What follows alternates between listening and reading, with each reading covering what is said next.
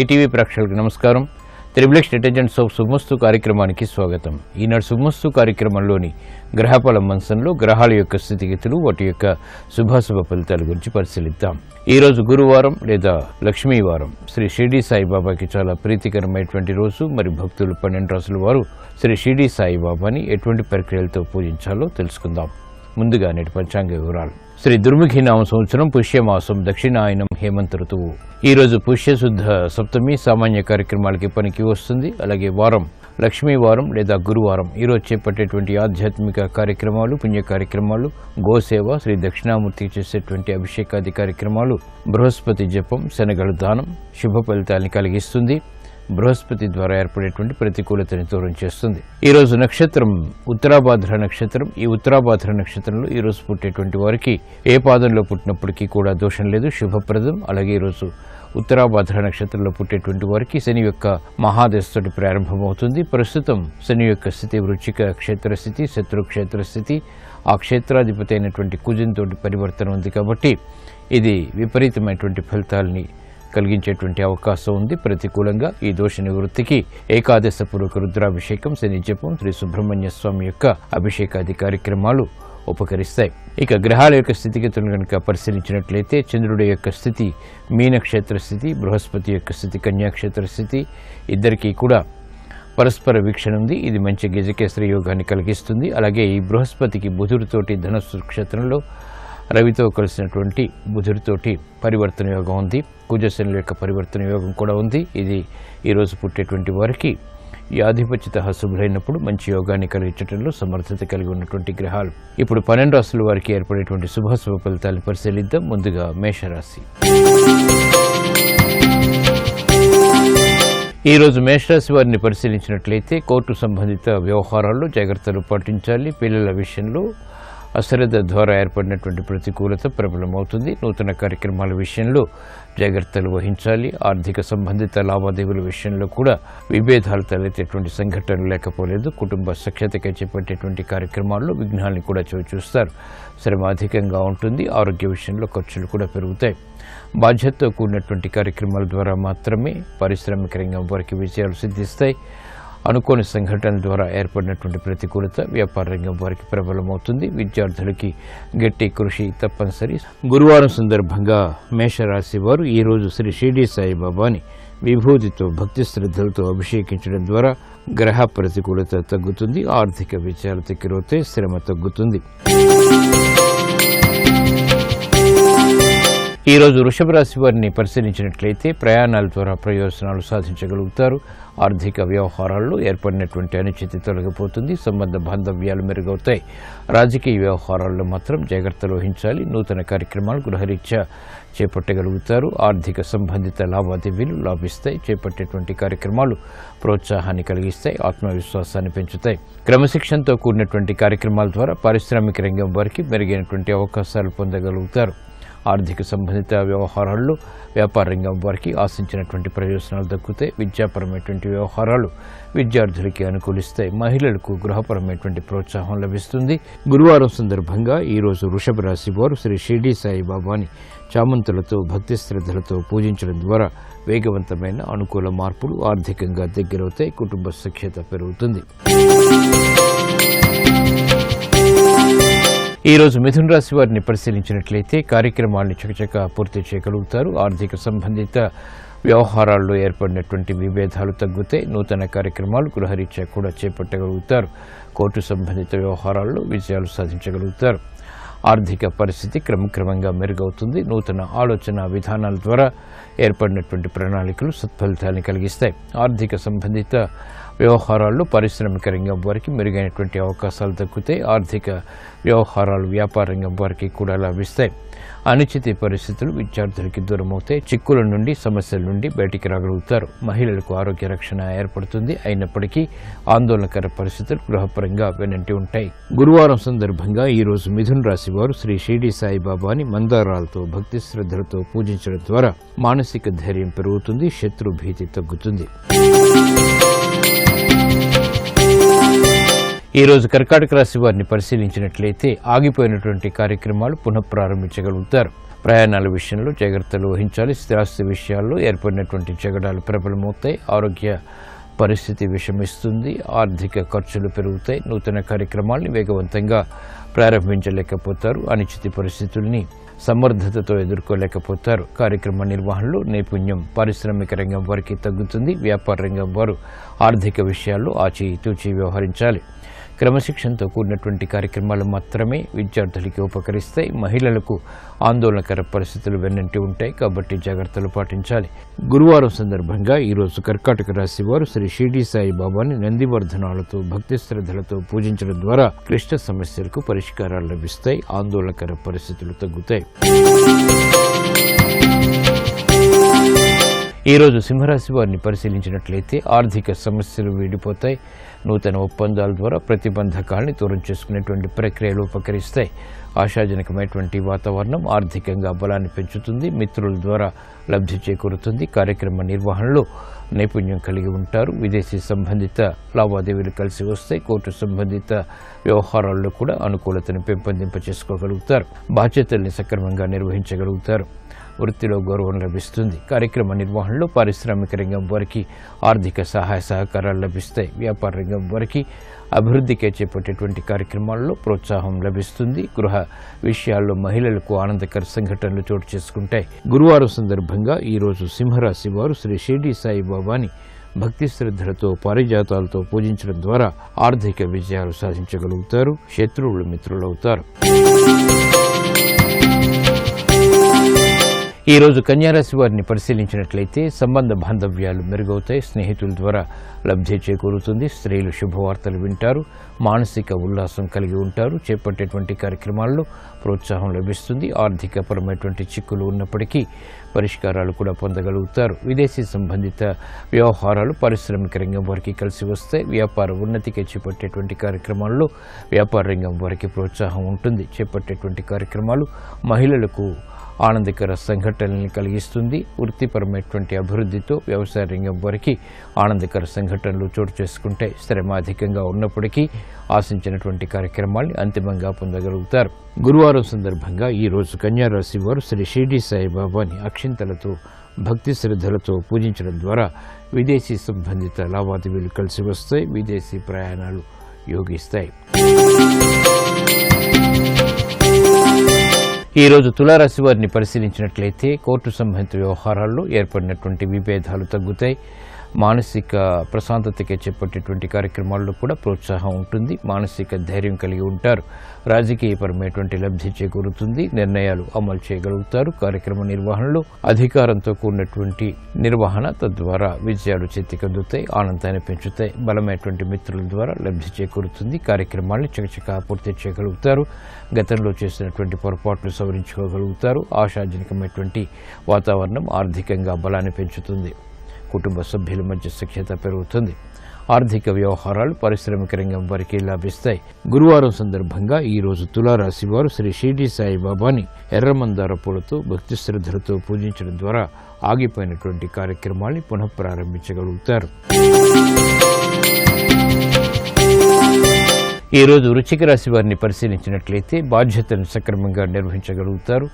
నైపుణ్యంతో కూడినటువంటి కార్యక్రమాలు తద్వారా విజయాలు చేతికందుతాయి. సూక్ష్మత పెరుగుతుంది. సమస్యలకు పరిష్కారాలు కూడా లభిస్తాయి. కుటుంబ సభ్యుల మధ్య సఖ్యత పెరుగుతుంది. గతంలో చేసినటువంటి పొరపాట్లని నష్టాలని భర్తీ చేసుకునేటువంటి కార్యక్రమాలు కలిసి వస్తాయి. సంతృప్తికర సంఘటనలు గృహరీత్యా ఆనందాన్ని పెంచుతాయి. లాభదాయకమైనటువంటి కార్యక్రమాలు తద్వారా విజయాలు అన్ని రంగాల వారికి కూడా లాభదాయకమైనటువంటి నిర్ణయాలు తద్వారా విజయాలు అన్ని రంగాల వారికి దగ్గరవుతాయి. క్రమశిక్షణతో కూడినటువంటి కార్యక్రమాలు పారిశ్రామిక రంగం వారికి కలిసి వస్తే సాఫ్ట్వేర్ రంగం వారికి ఉన్నతి లభిస్తుంది. ఉద్యోగపరమైనటువంటి ప్రశాంతత పెరుగుతుంది. గురువారం సందర్భంగా ఈరోజు వృశ్చిక రాశి వారు శ్రీ షిరిడి సాయి బాబాని ఎర్రగన్నేరు పూలతో భక్తి శ్రద్ధలతో పూజించడం ద్వారా ఉద్యోగ లాభాలు చేకూరుతాయి. వ్యాపార అభివృద్ధి గోచరిస్తుంది. ఈరోజు ధనుసు రాశి వారిని పరిశీలించినట్లయితే వాహన సౌఖ్యం కొనసాగుతుంది. మాతృ సంబంధిత వ్యవహారాల్లో విజయాలు సాధించగలుగుతారు. ఉన్నతికే చేపట్టేటువంటి కార్యక్రమాల్లో ఉద్యోగ వ్యవహారాల్లో ప్రతికూల పరిస్థితులు ఉన్నప్పటికీ నెగ్గుకు రాగలుగుతారు. ఆదాయాన్ని పెంపొందింప చేసుకునేటువంటి మార్గాలకే అన్వేషించగలుగుతారు. విద్యా సంబంధిత విజయాలు కూడా ఏర్పడతాయి. మానసిక ధైర్యం ఉన్నప్పటికీ చేపట్టేటువంటి కార్యక్రమాలపై సందిగ్ధ పరిస్థితులు కూడా వెనంటి ఉంటాయి. కార్యక్రమ నిర్వహణలో క్రమశిక్షణ తప్పనిసరి. ఆర్థిక వ్యవహారాల్లో పారిశ్రామిక రంగం వారు ఆచితూచి వ్యవహరించాలి. వ్యాపార రంగం వారికి మెరుగైనటువంటి అవకాశాలు ఉన్నప్పటికీ ఆర్థిక విషయాల్లో బలహీనత కొనసాగుతుంది. గురువారం సందర్భంగా ఈరోజు ధనుస్సు రాశి వారు శ్రీ షిర్డీ సాయిబాబాని సన్నజాజులతో భక్తి శ్రద్ధలతో పూజించడం ద్వారా వేధిస్తున్నటువంటి సమస్యల నుంచి ఉపశమనం లభిస్తుంది. ఈరోజు మకర రాశి వారిని పరిశీలించినట్లయితే సంభాషణల ద్వారా సమస్యలు ఎదురవుతాయి కాబట్టి జాగ్రత్తలు వహించాలి. నూతన కార్యక్రమాల్లో ఏర్పడినటువంటి ప్రతికూలత ప్రబలమవుతుంది. ప్రయాణాల ద్వారా మాత్రం ప్రయోజనాలు సాధించగలుగుతారు. ఓర్పుతో సహనంతో కూడినటువంటి కార్యక్రమ నిర్వహణ ద్వారా మాత్రమే విజయాలు సిద్ధిస్తాయి. ప్రత్యర్థులు బలపడతారు. శత్రు భీతి పెరుగుతుంది. కార్యక్రమ నిర్వహణలో నైపుణ్యాన్ని వెంటనే ప్రదర్శించలేకపోతారు. ఆర్థిక సమస్యల నుంచి పారిశ్రామిక రంగం వారికి ఉపశమనం లభిస్తుంది. వ్యాపార వ్యవహారాల్లో ఏర్పడినటువంటి ప్రతికూల పరిస్థితులను యుక్తితో ఎదుర్కోగలుగుతారు. క్రమశిక్షణ విద్యార్థులకి తప్పనిసరి. ఆర్థిక సంబంధిత వ్యవహారాల్లో మహిళలకు చిరు సమస్యలు ఉన్నప్పటికీ నెట్టుకురాగలుగుతారు. గురువారం సందర్భంగా ఈరోజు మకర రాశి వారు శ్రీ షిర్డీ సాయిబాబాని గులాబీలతో భక్తి శ్రద్ధలతో పూజించడం ద్వారా ఆర్థిక విజయాలు సాధించగలుగుతారు. కుటుంబ వ్యవహారాల్లో ప్రశాంతత కొనసాగుతుంది. ఈరోజు కుంభరాశి వారిని పరిశీలించినట్లయితే కార్యక్రమాలను వెంటనే పూర్తి చేయలేకపోతారు. విఘ్నాలు అన్ని కార్యక్రమాల్లో కూడా ఎదురవుతాయి కాబట్టి జాగ్రత్తలు పాటించాలి. నూతన ప్రయత్నాల విషయంలో ఏర్పడినటువంటి ప్రతికూలత ప్రబలమవుతుంది. స్నేహితుల ద్వారా ఏర్పడినటువంటి ప్రతికూలత కూడా ప్రబలమవుతుంది. చేపట్టేటువంటి కార్యక్రమాల్లో శ్రద్ధ లోపించేటువంటి సంఘటనలు విస్మయాల్ని కలిగిస్తాయి, ప్రతికూలతను పెంచుతాయి. ఆర్థిక సంబంధిత వ్యవహారాల్లో పారిశ్రామిక రంగం వారు జాగ్రత్తలు వహించాలి. స్థిరాస్తి రంగం వారికి ప్రతికూల పరిస్థితులు ఆర్థికంగా తారసపడతాయి. నిర్ణయాలు తీసుకోలేనటువంటి కార్యక్రమాలు తద్వారా విస్మయాలు ఏర్పడతాయి కాబట్టి జాగ్రత్తలు వహించాలి. గురువారం సందర్భంగా ఈరోజు కుంభరాశి వారు శ్రీ షిర్డీ సాయిబాబాని కనకాంబరాలతో భక్తి శ్రద్ధలతో పూజించడం ద్వారా ఆర్థిక ప్రతికూలత తగ్గుతుంది. నష్టాన్ని భర్తీ చేసుకునేటువంటి ప్రక్రియలు ఉపకరిస్తాయి, లాభిస్తాయి. ఈరోజు మీనరాశి వారిని పరిశీలించినట్లయితే ప్రశాంతతతో కూడినటువంటి కార్యక్రమాలు తద్వారా విషయాలు చేతిగద్దుతాయి. అలంకరణకి ప్రాధాన్యతనిస్తారు. నూతన కార్యక్రమాలను వేగవంతంగా ప్రారంభించేటువంటి ప్రక్రియలు ఉపకరిస్తాయి. ఆధ్యాత్మిక కార్యక్రమాల ద్వారా సంతృప్తికర సంఘటనలు చోటు చేసుకుంటాయి. విదేశీ సంబంధిత లావాదేవీలు ప్రయాణాలు కలిసి వస్తాయి. ఆర్థిక సంబంధిత వ్యవహారాల్లో పారిశ్రామిక రంగం వారికి ప్రోత్సాహం లభిస్తుంది. నూతన ఆశలు చిగురింపు చేసేటువంటి కార్యక్రమ నిర్వహణ ఆర్థికంగా బలాన్ని పెంచుతుంది. వ్యాపార రంగం వారికి వృద్ధి గోచరిస్తుంది. ఆశాజనకమైనటువంటి వాతావరణం ఆర్థికంగా బలాన్ని పెంచుతుంది, ఆనందాన్ని కూడా. గురువారం సందర్భంగా ఈరోజు మీనరాశి వారు శ్రీ షిర్డీ సాయిబాబాని చామంతులతో భక్తి శ్రద్ధలతో పూజించడం ద్వారా అసహన పరిస్థితులు తగ్గుతాయి, ఆర్థిక విజయాలు దగ్గరవుతాయి.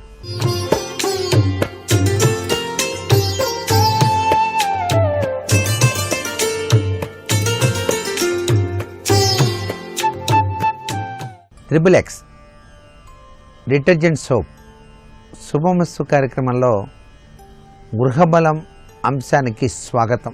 ప్రతి ఒక్కరూ కూడాను ఉత్తమోత్తమైనటువంటి స్థితిగతులు సాధించాలని ప్రయత్నం చేస్తూ ఉంటారు. మన శాస్త్రం కూడాను దానికి తగ్గట్టుగా ఈ పద్ధతులు ఆచరిస్తే మీకు సద్గతి లభ్యపడుతుందని, అదృష్టం వరిస్తుందని వివిధ కోణాల్లో ఋషులు మనకు తెలియజేశారు. సుఖప్రదమైనటువంటి భావన పరంపర చక్కటి యోగం సిద్ధించాలనుకున్నప్పుడు మట్టి కుండకు ఎరుపు రంగు పూసి దాని ముఖం పైన ఒక గోళీను కట్టి దానిలో పిలకతో కూడినటువంటి కొబ్బరికాయను ఉంచి నీటి ప్రవాహంలో వదలండి. సుఖప్రదమైనటువంటి జీవితాన్ని సాగిస్తారు. అలాగే ఉదయం సాయంత్రం కూడాను శ్రీ మహాలక్ష్మికి హల్వా నైవేద్యంగా గనక సమర్పించి ఆ ప్రసాదాన్ని 10 మందికి గనక పంచిపెట్టినట్లయితే ధనలాభం అనేటువంటిది కలిగి తీరుతుంది.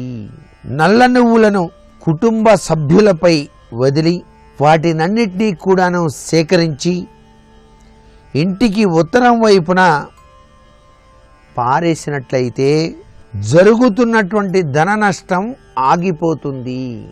ఉత్తర దిశ కుబేరానికి అధిపతి, కుబేరుడు కదా ఉండేది.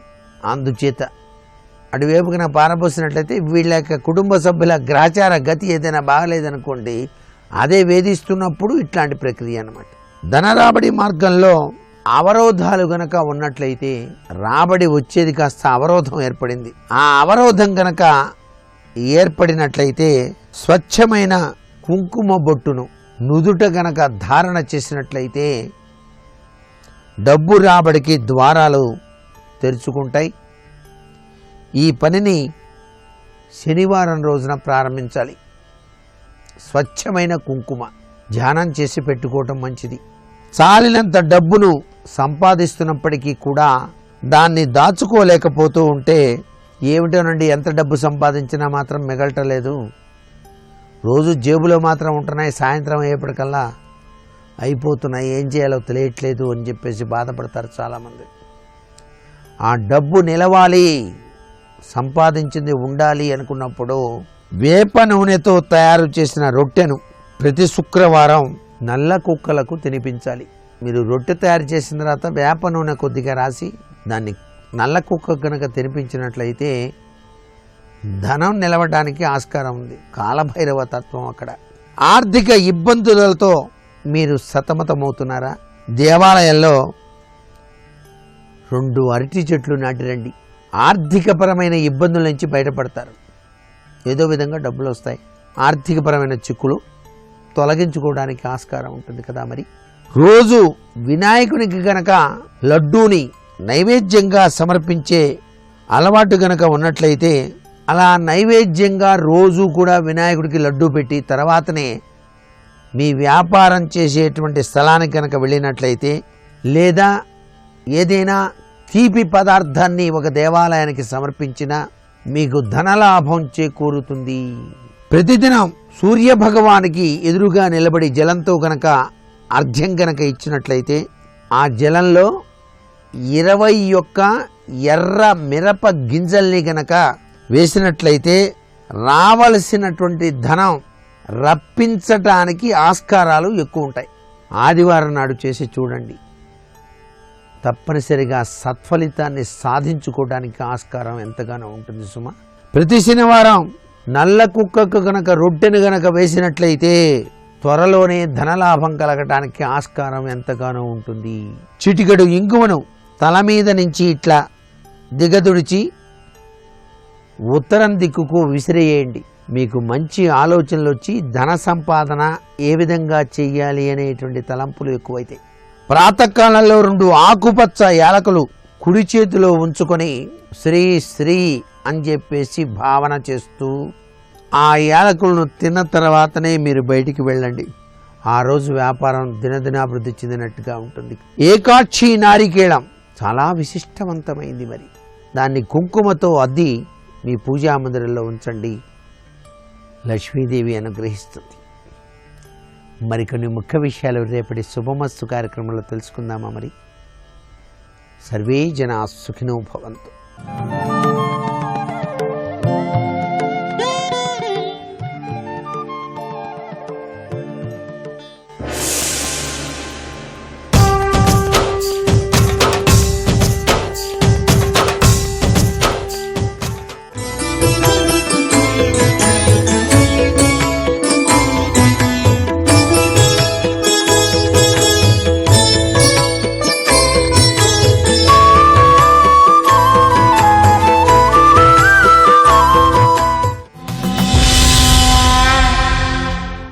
పురుషత్వము గైకొని వేయిపోయి దశార్ణపతికి వెలయించిన మీ ఆపదలు తొలగిచన పొడసూపుము 10 నాళ్ల ఎంత సునృతమొప్పన్. 10 రోజుల తర్వాత మాత్రం వెనక్కి వచ్చి మళ్ళీ నువ్వు నాకు చెయ్యవలసిన ప్రత్యుపకారాన్ని చేసేసి నా మగతనం నాకు ఇచ్చేసి నీ ఆడతనం నువ్వు తీసుకుపో అన్నాడు. ప్రస్తుతానికి గట్టెక్కిపోతాను అంతే చాలని. స్థూలకర్ణుడు ఆమెని పురుషుణ్ణి చేశాడు, స్థూలకర్ణుడు స్త్రీ అయిపోయాడు. వాళ్ళకున్న శక్తులు అటువంటివి, వాళ్ళు యక్షులు. ఈమె పురుషుడయ్యాడు కాబట్టి సంతోషపడిపోయి అంతఃపురంలోకి వెళ్ళి నాన్నగారు నేను మగవాణ్ణి, అమ్మ సమస్యలన్నీ తీరిపోయి అని చెప్పి యుద్ధం ఎందుకు బియ్యం కొండి లోపలికి రమ్మని బావగారు రండి అన్నాడు. ఏదో గొడవలు పడ్డారు, మొత్తానికి శిఖండి పురుషుడే అని హేమవర్మ నమ్మాడు. నమ్మి అల్లుడు స్త్రీ అనుకున్నాను, ఏమిటో ఎవరో చెప్పారు, బావగారు ఏమనుకోకండి, ఏమిటో ఇలాంటి కారణాలకి యుద్ధాలు ఏమిటి, బయట ఎంత పరుగు పోతుంది, నాకు చాలా నమ్మకం కలిగింది, కాబట్టి నేను వెళ్ళిపోతున్నాను మా రాజ్యానికి, మీరు ఏమనుకోకండి అన్నాడు. యక్షుల యొక్క అధిపతి కుబేరుడు ఆ ప్రాంతానికి వచ్చాడు. ఆ ప్రాంతానికి వచ్చి విహారం చేస్తూ నిలబడి, ఒరే స్థూలకర్ణుడు నాకు నమస్కారం చేయడానికి బయటికి రాడే యక్షుల అధిపతిని కుబేరుణ్ణి, నేనే వచ్చినా వాడు ఎందుకు రాడు రా అన్నాడు. ఇవి ఇంత అధిక్షేపణ, ఇంత వ్యగ్రతతో ప్రవర్తిస్తాడా, ఎందుకు రాడు అని అడిగారు. అయినా రాడే, ఎందుకు రాడని ఆశ్చర్యపోయి కుబేరుడి దగ్గర ఉన్నటువంటి కొంతమంది భటులు అంతఃపురంలోకి వెళ్ళారు. ఆయన సిగ్గుపడుతూ అన్నాడు, ఏమనుకోకండి, నేను ఆడదాన్ని అయిపోయాను, నేను ఇప్పుడు కుబేరుడి దగ్గరికి వచ్చి ఆడదానిగా నిలబడితే ఇలా ఏమిట్రా, ఇలా ఎట్టి ఉపకారాలు ఏమిట్రా అని కుబేరుడు నింద చేస్తాడేమో అని భయపడి నేను రావట్లేదన్నాడు. అసలు ఆడదైపోవడం ఏమిట్రా, రమ్మనవండి అన్నారు కుబేరుడు. అంటే స్థూలకర్ణుడు సిగ్గుపడుతూ వచ్చి నిలబడి, అయ్యా ఏమనుకోకండి అని మాట కూడా పోనీ చెప్పలేదు. చెప్పకుండా ఏం చెప్తే ఏమవుతుందో అని ఏమీ చెప్పకుండా సిగ్గుపడి తలంచుకుని నించున్నాడు. కుబేరుడికి చూసి ఒళ్ళు మండింది. ఏమిటి యక్షుడు ఏమిటి, పురుషుడు ఏమిటి, వీడి స్త్రీ అయిపోవడం ఏమిటి, మాట్లాడేమిటి, బయటికి రాడేమిటి, ఈ అంతఃపురం ఏమిటి, వీడి వల్ల ఇంకా యక్షజాతి గౌరవం ఏం నిలబడుతుంది అని, ఇప్పుడు నువ్వు ఎందుకు చేశావో నాకు తెలియదు, ఎందుకు ఆడదానివయ్యావో నాకు తెలియదు, కానీ నువ్వు శాశ్వతముగా ఆడదానిగా ఉండిపో అన్నాడు. అనగానే ఆయన బేరమన్నాడు. అని పక్క వాళ్ళని చెప్పండిరా బాబు సార్ అన్నాడు. అనగానే వాళ్ళందరూ చెప్పారు, అయ్యా ఇక్కడికి వచ్చి ఒక ఆడది ఆత్మహత్య చేసుకుంటూ ఉంటే ఉపకారం చేయబోయాడు పాపం, 10 రోజులు మగతనం ఒప్పించాడు, 11వ రోజున మళ్ళీ యక్షుడైపోతాడు, మగవాడైపోతాడు, చటుక్కుని మీరు ఇలాగే ఉండిపో అన్నారు. ఇప్పుడు ఎలా, మీ శాపం అడ్డొచ్చింది అన్నారు.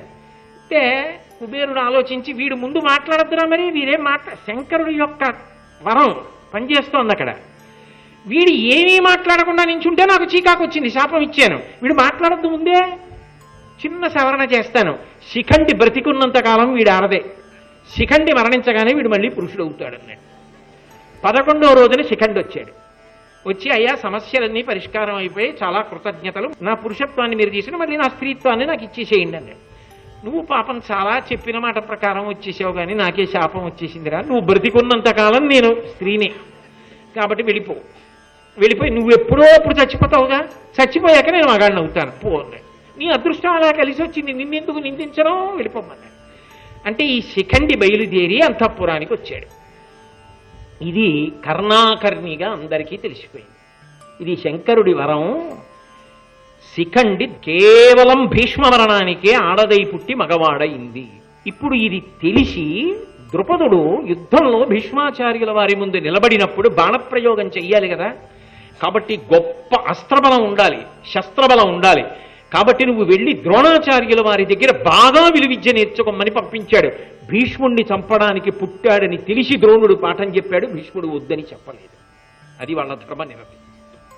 వాడు క్షత్రియుడు, ద్రుపదుడి కొడుకు, వాడు అర్హుడు విలువిద్య నేర్చుకోవడానికి. నేనెందుకు కాదనాలి, భీష్ముడు అడ్డగించాలి. ద్రోణుడు భీష్ముడిని చంపడానికి నీకు నేను పాఠం చెప్పనా అని చెప్పకుండా ఉండలా. భీష్ముడిని చంపడానికి పుట్టిన శిఖండికి పాఠం చెప్పాడు, తనని చంపడానికి పుట్టిన దృష్టద్యుమ్నుడికి పాఠం చెప్పాడు. అది ఆ గురుస్థానాల యొక్క గౌరవం. గురువుని పిలిపించుకోవడం అంటే అదిగో అంత సమర్థత ఉండాలి. వాళ్ళు గురువులంటే మహానుభావులు. అంత త్యాగనిరతితో అలా నిలబడ్డాడు ద్రోణుడు, అలా నిలబడ్డాడు భీష్మాచార్యుడు అని చెప్పి భీష్ముడు ఒక నియమం చెప్పాడు. యుద్ధభూమిలో స్త్రీ పేరు పెట్టుకున్న పురుషుడైన, స్త్రీగా పుట్టి పురుషుడుగా మారినవాడైన నాకు ఎదురుగుండా వచ్చి నిలబడితే అటువంటి వాడితో నేను యుద్ధం చెయ్యను.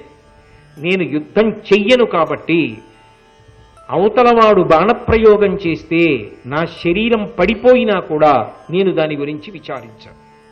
కాబట్టి శిఖండి కానీ యుద్ధానికి వచ్చి నా ఎదురుగుండా నిలబడితే శిఖండి వేసిన బాణాలు నాకు పువ్వులు తగిలినట్టు తగులుతాయి. వాడి బుర్రవాడు నన్నేం చంపుతాడు, వాడు చంపలేడు. కానీ శిఖండిని ముందు పెట్టి అర్జునుడు వెనక నుండి బాణప్రయోగం చేస్తే అవి పిడుగులు.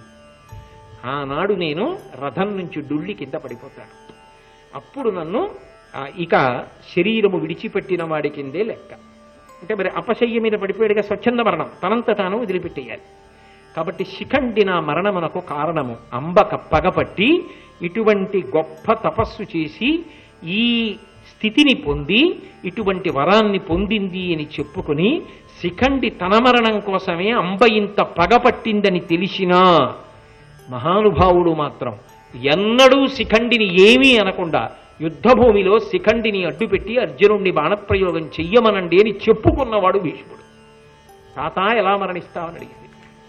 అంతటి మహాధర్మాత్ముడు. నిష్కారణంగా పగపట్టిన ఒక స్త్రీ కథ ఎన్ని మలుపులో తిరిగిపోతే చిట్ట చివరికి ఆమె శిఖండిగా మారి భీష్ముణ్ణి చంపడంలో కృతకృత్యురాలయ్యింది.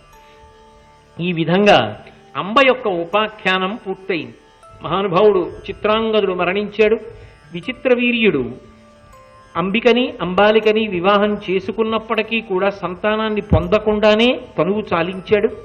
తదనంతరం దేవరన్యాయంతో వ్యాసుల వారి వలన ఈ అంబిక అంబాలిక ఇద్దరు ధృతరాష్ట్రుణ్ణి పాండురాజుని కన్నారు. ఆ ధృతరాష్ట్రుడు పాండురాజు ఇద్దరు పెద్దవాళ్ళు అవుతున్నారు. భీష్ముడు ఆ వంశ సంరక్షకుడుగా ఎంతో సంతోషాన్ని పొందాడు. కానీ ఇంతలో మళ్లీ ఒక పిడుగుపాటు సంభవించింది. వేట కోసం వెళ్ళినటువంటి పాండురాజు కిందమముని యొక్క శాప కారణంగా మాద్రియందు అనురక్తిని పొంది మరణించాడు. మరణిస్తే ఆ మాద్రి పాండురాజుతో పాటుగా సహగమనం చేసింది.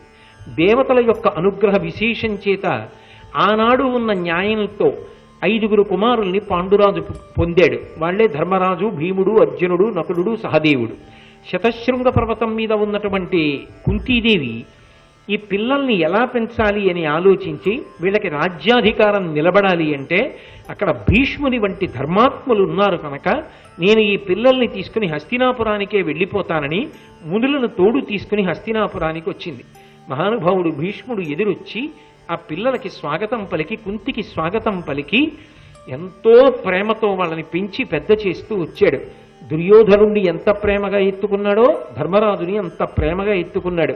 తన కళ్ళ ముందు వంశం పెరుగుతుంది అనుకుంటే ఇన్ని వైక్లభ్యాలు ఏర్పడుతున్నా తట్టుకుని ధర్మం కోసమే నిలబడి ఆ వంశ సంరక్షణం చేస్తూ జీవితాన్ని అంత త్యాగమయంగా గడిపిన మహాపురుషుడు భీష్మాచార్యుడు.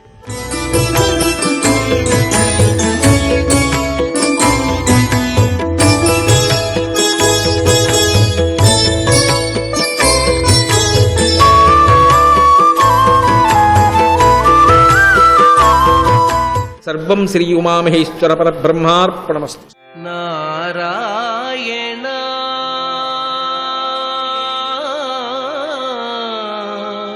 నారాయణ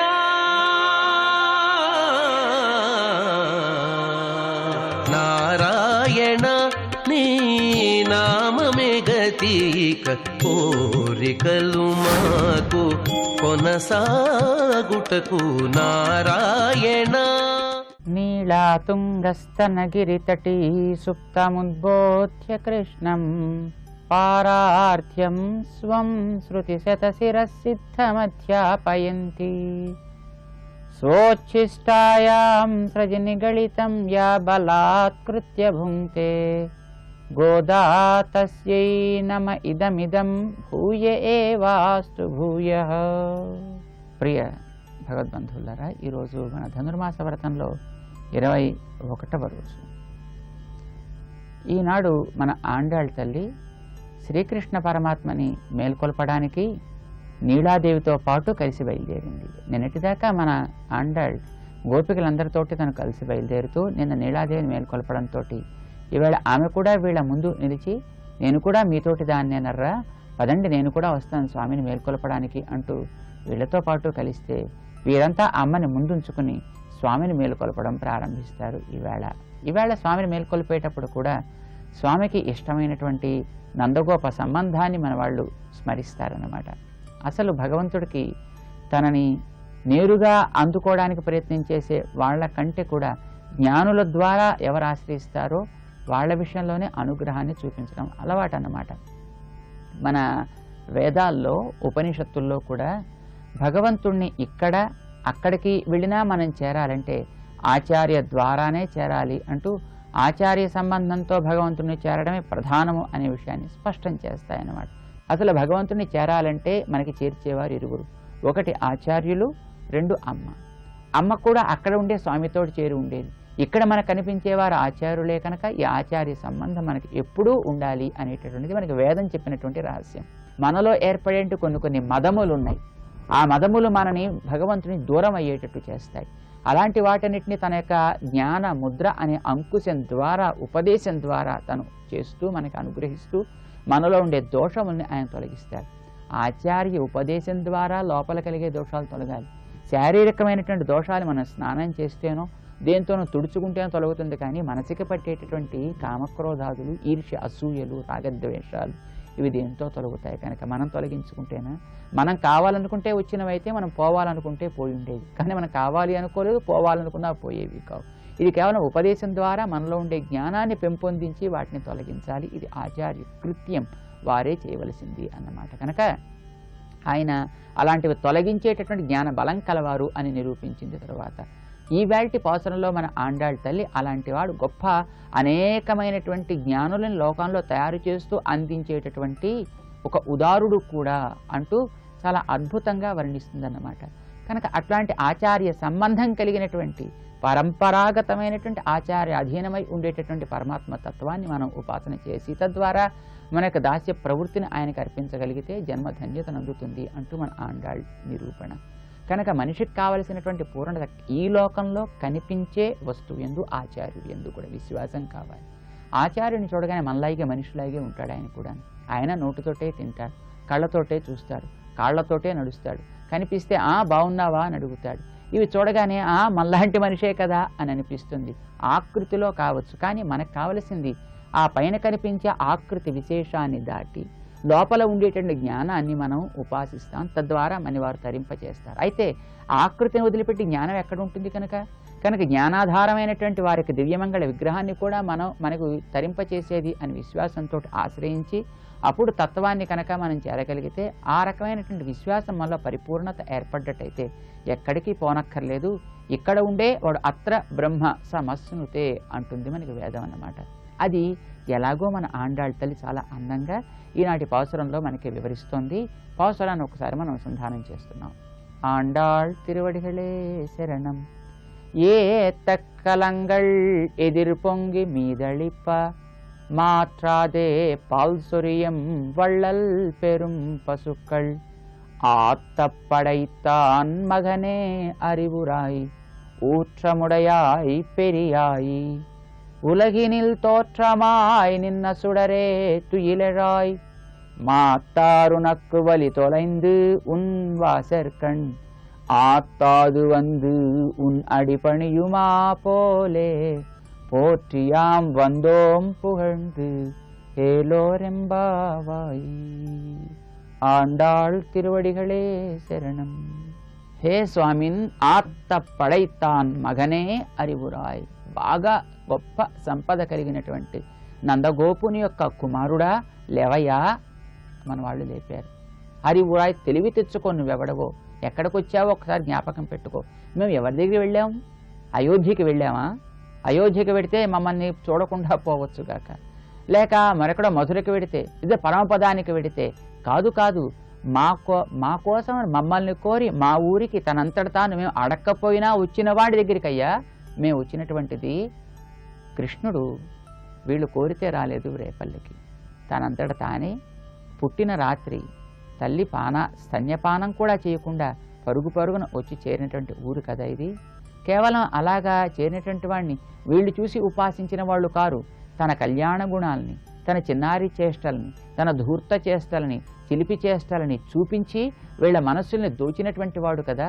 ఇలా మాలో ఇదివరకు లేనటువంటి ఒక ఆకలి నువ్వు పుట్టించి ఈవేళ కలిగిన తర్వాత నిన్ను సేవించడానికని, నీ సేవ చేసుకోవడానికి మేమొస్తే ఆకలి పుట్టించి అన్నం పెట్టనట్టుగా మాకందరికి ఆర్తి కలిగించి అందకుండా ఉంటావేమిటయ్యా స్వామి, లెమ్మని మన వాళ్ళు నిర్బంధిస్తున్నారన్నమాట ఈవేళటి పాసురంలో. ఎటువంటి వాడతను? నందగోపుని యొక్క కుమారుడు కదా. నందగోప వైభవాన్ని మన వాళ్ళు చెప్తున్నారన్నమాట. అసలు ఆయనకి అదే కదా ఇష్టం, అందుకోసం దాన్ని మన వాళ్ళు కీర్తిస్తున్నారు. శ్రీరామాయణంలో రామచంద్రుడికి అయోధ్యాపురాన్ని గురించి చెప్పేటప్పుడు తన ఊరు అంటే ఇష్టం లేదట. అది తన తండ్రి గారి యొక్క ఊరు, రాజధాని పితుర్ మమ అని అంటాడు అన్నమాట. నా తండ్రి గారి రాజధాని, హే సీతే అదిగో మనం చేరుతున్నాం అంటాడు. రావణ వధానంతరం పుష్పక విమానంలో వస్తూ మన ఊరు అదే అనొచ్చు కదా ఆయన. తండ్రి సంబంధంతో తనని చెప్పుకోవడం పిల్లవాడికి ఎప్పుడు కూడా ఆత్మగౌరవానికి ప్రతీక. అదే మన వాళ్ళు చెప్తున్నారు. నందగోప సంబంధం చెప్తున్నారు.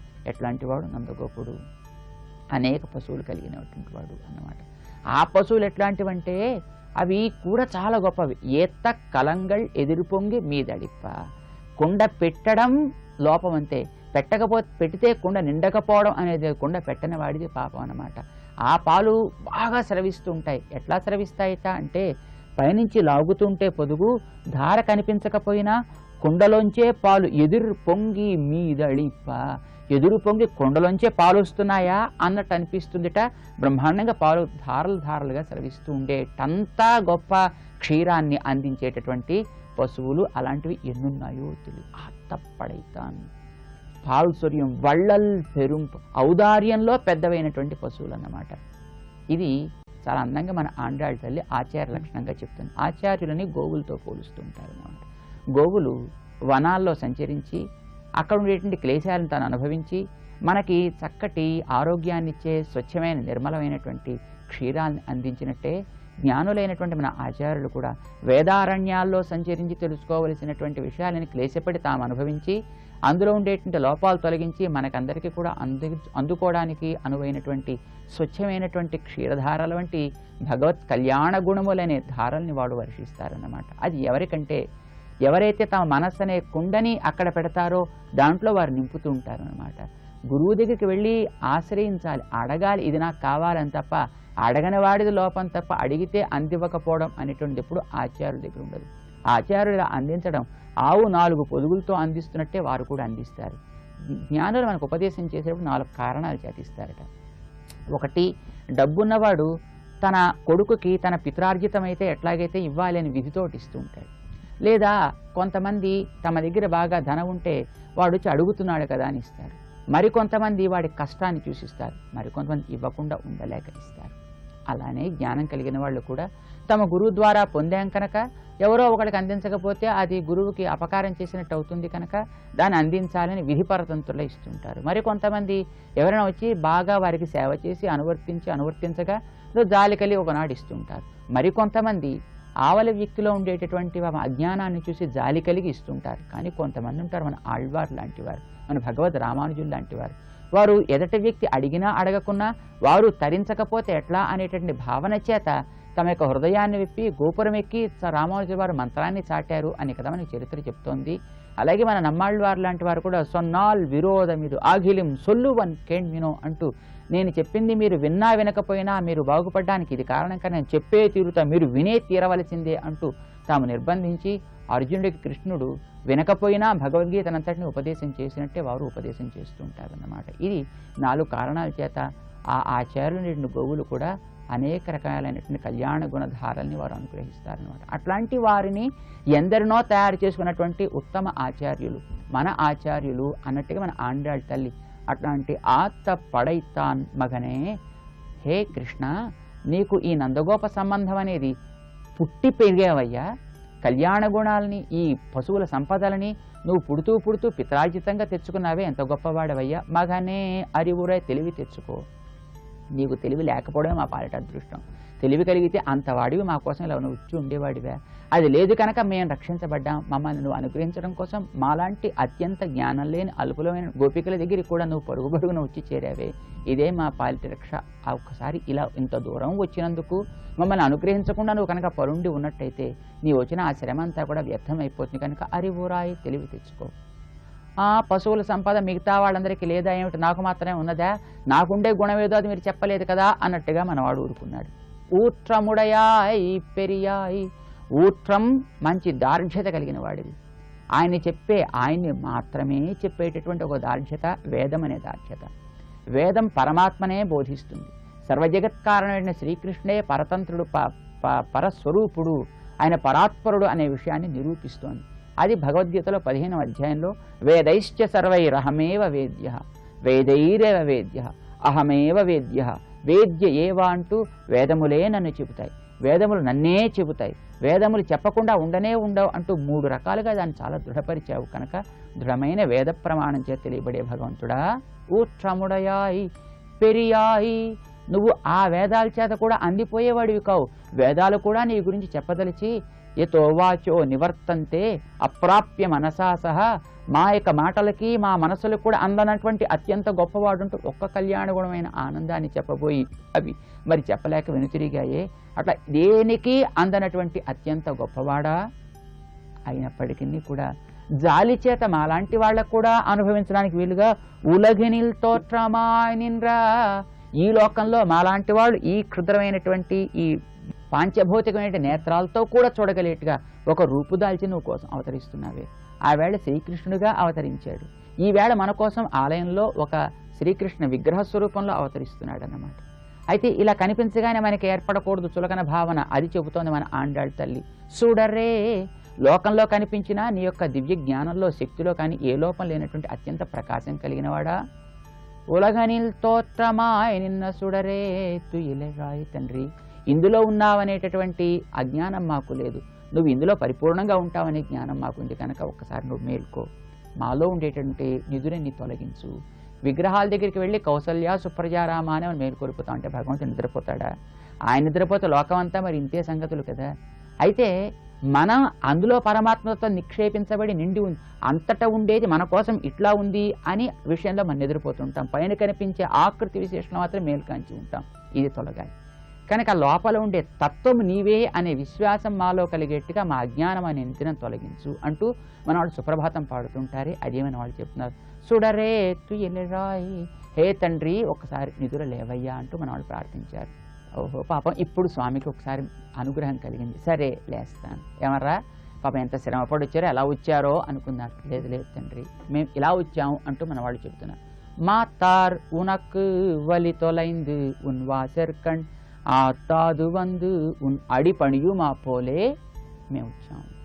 మా తార్ శత్రువులు నీ నుంచి దూరమై ఎప్పుడు ఎవరు బ్రతకలేదు. రావణాసురుడేమిటి, కాకాసురుడేమిటి, నీకు అపకారం చేసి నీ యొక్క బాణపు దెబ్బలకి వారు తాళలేక ఉండలేక నిన్ను విడిచి నీ పాదాలని ఆశ్రయిస్తూ నీ దగ్గర వారు చేరారు.